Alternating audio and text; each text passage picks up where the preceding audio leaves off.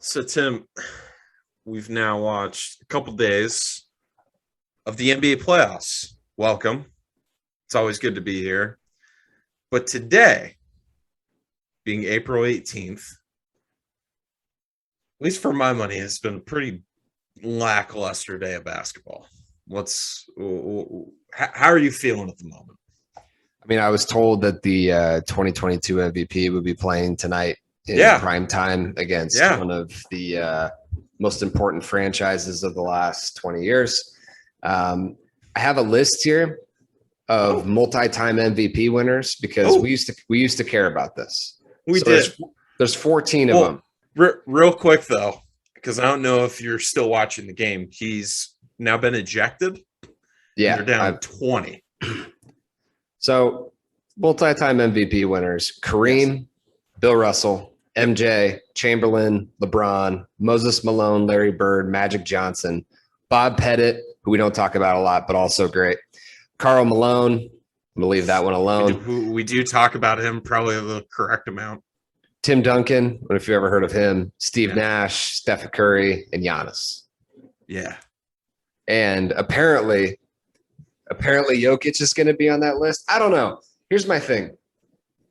It's like some years we really care about the whole, does this guy deserve 2 MVPs thing? And others we just don't.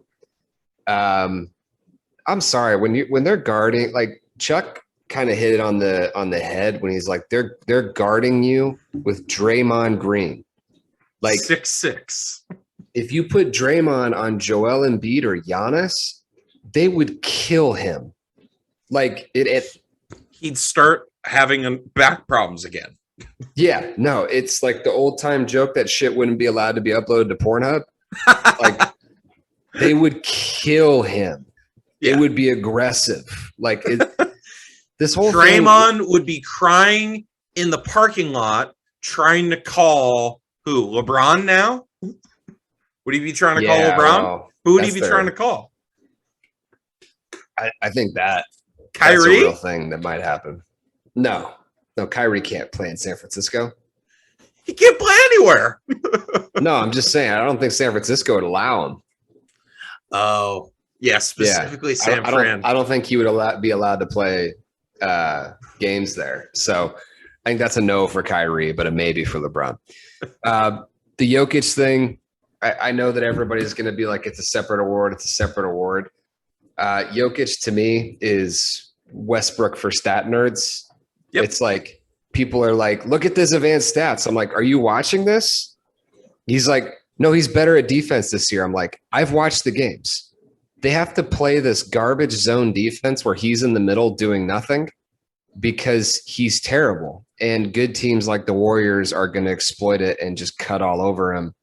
And it's gross. Like, I'm sorry. He plays one side of the ball and his team's okay. And you guys all had like an orgasm over it. So can you set a timer for me for like 2 minutes?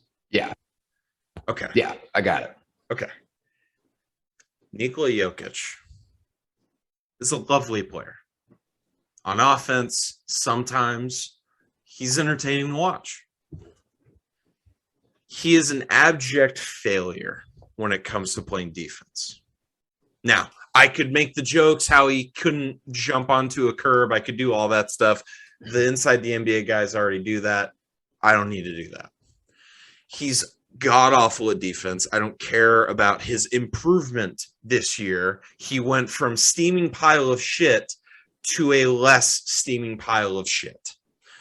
He can't play defense. He is on a team whose second best player, it's either Monty Morris or Aaron Gordon, Austin Rivers, and then everyone's going to say, well, Jamal Murray's hurt. Jamal Murray's been hurt this entire fucking time. The last time Jamal Murray was healthy, the Suns were still in a decade-long playoff drought. So I don't really care about Jamal Murray at the moment because he's not playing. It's like Kawhi Leonard. He's not playing. So you know what? Yeah, the Clippers, not that great this year. Nikola Jokic is bad at half of basketball.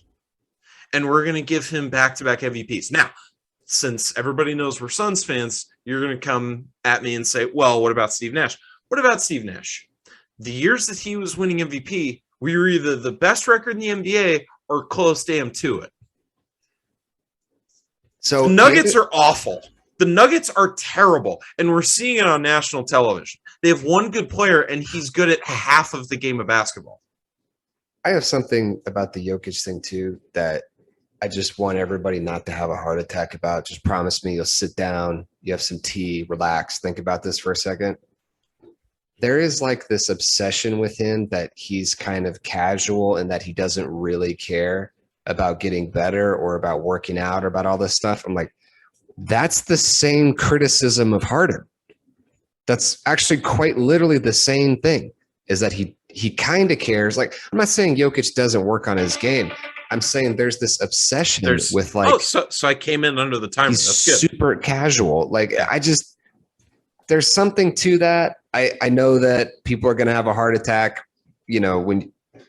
What do you mean there's something to that? The fact that this guy doesn't seem like he wants to get better, like another dude that we're talking about are his off-court habits. He's James Harden has now gotten himself kicked off of 2 teams. Not a great sign. I'm sorry. Like, I don't find it funny.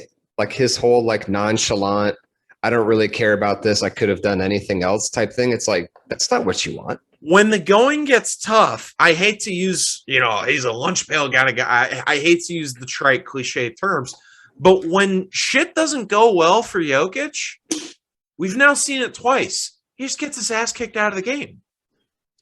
Yeah, he just gets tossed. He just whines like a little shithead, and then he just does shit, starts bitching to the ref, and then he just gets tossed. Like, that's not. By the way, I don't know. That whole thing on the bench wasn't great either. Between Monte Morris and Boogie, yeah. It's like, I don't know. Like, there's so much weirdness with that team. Like, even when Porter and Murray are healthy, there was a lot of quotes from Jokic where it's like, it's not my job to like police them, or it's like, you're the best player. Yeah. Like Chris Paul's whole thing is like, all of this is on me. Yeah. Every single part of this operation is on me. Yeah. And they all take after his personality. And so Jokic's like carefree attitude, I have to imagine, trickles down to the rest of them. And I don't know. I'm frankly sick of the Jokic conversation. Like, if you're going to say, hey, look, it's not the best player in the best team award. Okay, fair. It should have been Embiid. How about not the best team on probably the worst playoff team? It should have been Embiid. Like, Jokic is literally Westbrook 4 or 5 years ago. That's either him or Giannis. I would not have been upset at either of them. I can't do the Jokic thing again. I'm sorry. We just saw it. He's bad at half of basketball. That has to matter. It has to. For MVPs, you need to do one. You need to at least be one of 2 things. You either need to have one of the best, if not the best record, or you need to be a two-way player. You can't be god-awful at defense, and you can't be a 6 seed. And you can't do this whole thing where like he can't move. I get it. But he's just a zero threat off ball. He's like Harden in that way, where it's like, I know where he is. I could close my eyes. I could tell you where Jokic is if he doesn't have the ball. Yeah. Like it's, I don't know. I'm done with it. I feel like I'm being maybe mean at this point, but I'm done with it. We're not being mean. I'm speaking truth to power. Nikola Jokic is not an MVP in this league, just like Russell Westbrook is not an MVP in this league. Let's see. So they're down 20 right now. Let me check. There's 1:41 left in the game right now. I bet you Jokic has great stats today.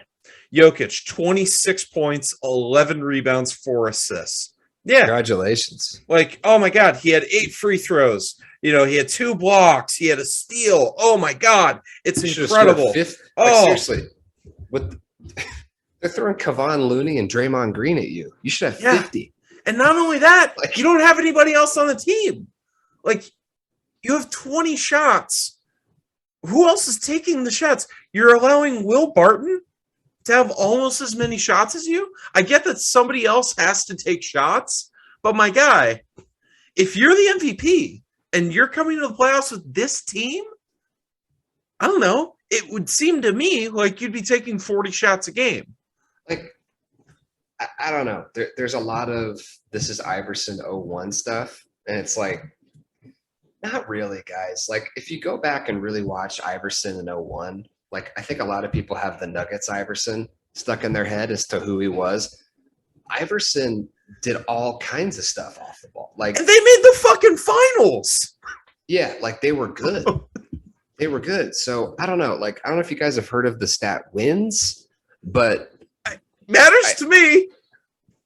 I don't know. Like, because I think you and I had this conversation when Devin was getting passed up for CJ McCollum, when McCollum was averaging like in the teens, Book was 25, 26 a game. The assists and rebounds were a wash.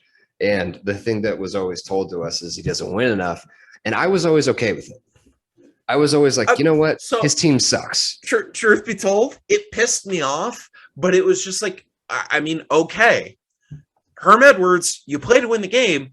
If the response is always you need to win, it's like, I mean, you're not wrong. You're not wrong. I 100%. Can't really argue that. But I can't help but think, like, would it be the same? I have no idea. Like 3 or 4 years later, we're just gone the complete opposite way, where it doesn't matter how much you win. It just matters like your efficiency stats, I guess. It's like it started in 2017. It started with the Westbrook year because there wasn't really anybody that was standing out that year. Well, that was perverted. It was. As one of our favorite podcasters says, the NBA perverts won in 2017. Russell Westbrook, because he averaged a triple-double on, I believe they were a 6 seed, which, again, is just perfect. To check the 16-17 if research can get on. They won 44 games, so I doubt they could have been higher than 6 seed. Yeah, like it's congratulations. You did a lot of shit on a bad team. There wasn't really another option for someone to do. Steven Adams was running away from rebounds. was literally running away from rebounds so that Russell Westbrook could get his triple doubles, which whatever. As I've said before on this podcast, if Russell Westbrook can do it, it's not that impressive. So people got very upset about that. Yeah, and that's fine because you know what? I think I'm right. Because I'm kind of with you. Remind me how many teams Russell Westbrook has actually contended on. One. Yeah, no, I'm with you. It's one of those things that like you just watch these games and you get angry because you remember back to last year, we did the same thing to him. We just cut all over the place and we killed you for putting him out there on defense because like. But anyways, Russell Westbrook isn't in the playoffs because what's happening right now with Nikola Jokic, he's going to be a back-to-back MVP, and it's going to piss me off because I care about this shit. Tim, you know me. I care less about it than you do, for sure. I care deeply about this shit.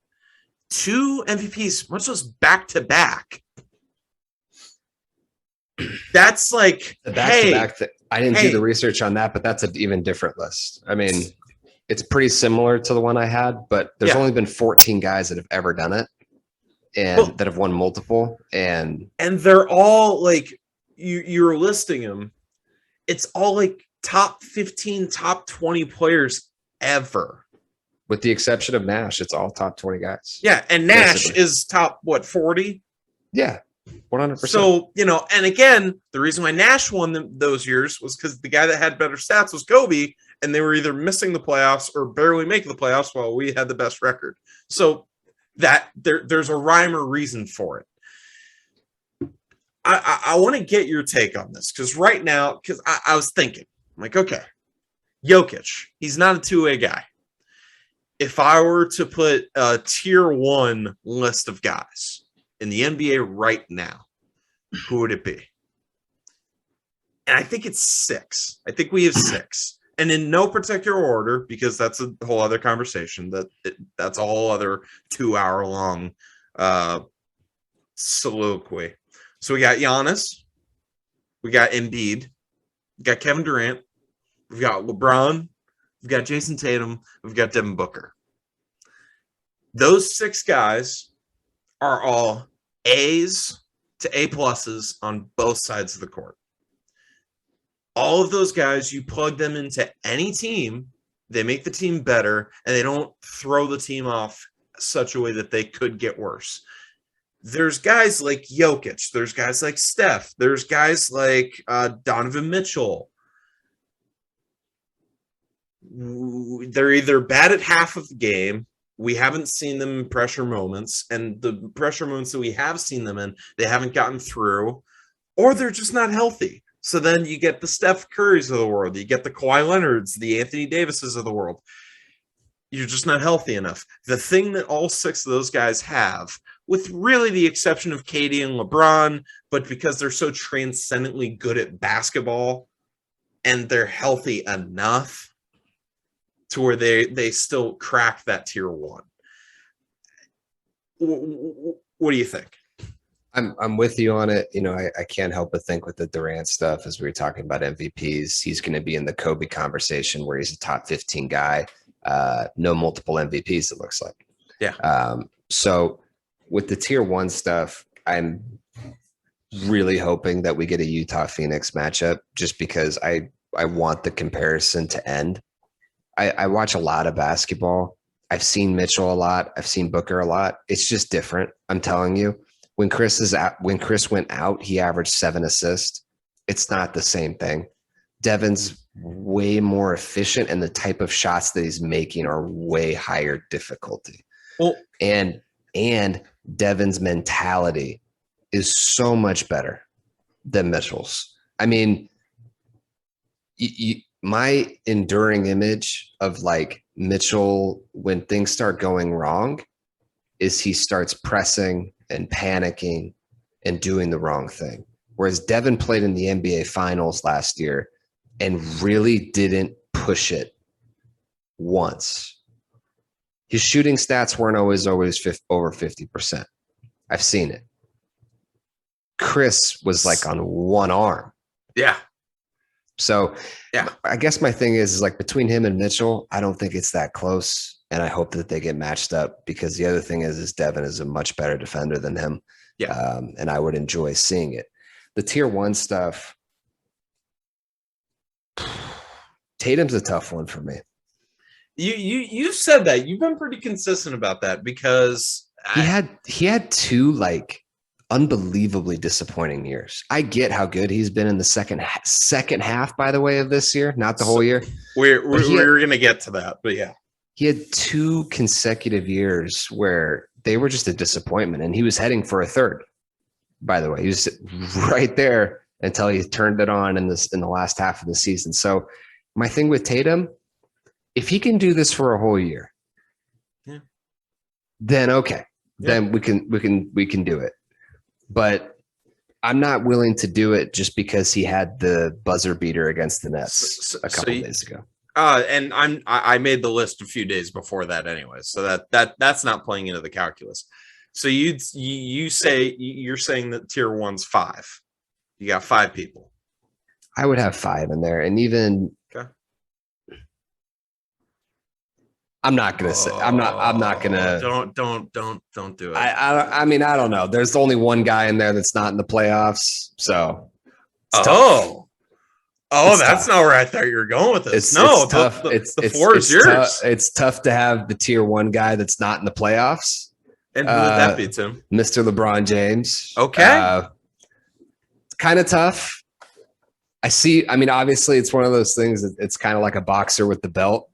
You got to be knocked out before you can just before you can be exiled from tier one in this league. But you missed the playoffs 2 out of 4 seasons in LA. What did he do and the third one, you got a first round bounce. So what about the second year? They won the Mickey Mouse Championship. They won lob and whack. Yep, they won the Mickey Mouse summer camp championship. No parade, no fans. Now, correct me if I'm wrong, but all of the teams were dealing with those same conditions, right? Oh yeah, no, 100%. And correct me if I'm wrong, but the Lakers, didn't they have home court advantage? They won They won the least satisfying NBA championship of my lifetime for their fans. And if their fans say anything different, they're fucking lying. And the other 3 years, you either missed the playoffs or got a first round bounce. So suck on that, Lakers fans. Hey, you're not going to hear me defending Lakers. There's no room on the bandwagon, by the way. Get the fuck out of here. They opened the door to you people last year in the playoffs, and you went the other way with it. So no, you're done. You're off. You're not allowed to root for Book as like the reincarnation of 24. None of it. Get the fuck out of here. Yeah, because I mean, Devin's not a rapist, so he's not 8. Yeah, can't do the 8 thing. Yeah,